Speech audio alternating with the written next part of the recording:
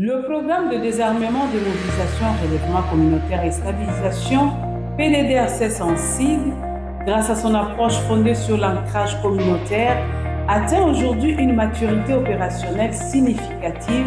dans la mise en œuvre de la vision de son Excellence Félix-Antoine Tshisekedi Tshilombo, président de la République et président du comité de pilotage du programme. Le PDDRCS constitue un levier essentiel pour la consolidation de la paix en République démocratique du Congo. À cet effet, lors de son discours prononcé à New York, à l'occasion de la 79e session ordinaire de l'Assemblée générale des Nations unies, le 25 septembre 2024, le chef de l'État a lancé un appel aux partenaires et aux pays amis afin de soutenir les actions du programme. Cette 4e édition du magazine trimestriel, couvrant la période d'avril à juin 2025, offre un contenu d'une grande richesse informative et met en lumière les principales réalisations du programme sous le leadership éclairé de la coordination nationale du PDDRCS. Le coordonnateur national, le professeur Jean-Dédier Désiré Ntangantita, signe un éditorial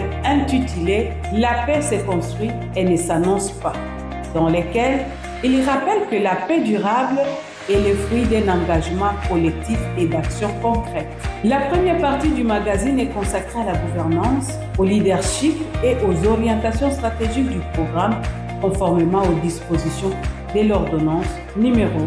21/038 du 4 juillet 2021, portant création, organisation et fonctionnement du PDDRCS, notamment à son article 3. Le lecteur y découvrira notamment la signature du protocole d'accord entre le PDDRCS et le ministère de la Formation professionnelle et métiers, le renforcement de la coopération avec les cabinets du haut représentant du chef de l'État, chargé du suivi de la feuille de route de Luanda et du processus de Nairobi, des échanges de haut niveau avec les ambassadeurs d'Allemagne et de Belgique,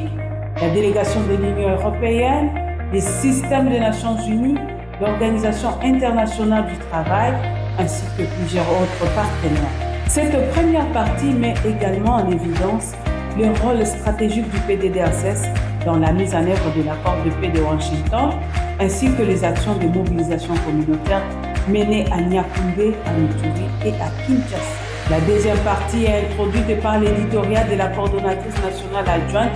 chargée des opérations, Madame Marie-Chantal Fatimanga, intitulée « Du terrain à l'impact, transformer la stratégie nationale en résultats concrets ». Cette section met en lumière la communication institutionnelle, stratégique et la sensibilisation communautaire. Les opérations de désarmement des ex-combattants nationaux à Lubero et dans la province du Tanganyika, les activités de démobilisation menées au Nord Kivu et à l'Ituri, ainsi que l'intégration de la santé mentale et de la prise en charge psychosociale des démobilisés au Tanganyika. Les actions de réinsertion socio-économique des bénéficiaires à Komanda, sur les lacs Albert, à Beni, Kasenyi et à Tchéré, sans oublier l'élaboration du plan d'action prioritaire du PDDRCS. La sortie des 161 enfants associés aux forces et groupes armés dans les provinces du Tanganyika et du Sud Kivu, l'intégration de la dimension genre et de l'inclusion sociale illustrée par la coopération stratégique entre le PDDRCS et ONU Femmes, la mise en œuvre de mécanismes de justice transitionnelle à travers la formation des organisations de la société civile et d'autres acteurs communautaires à Bunia.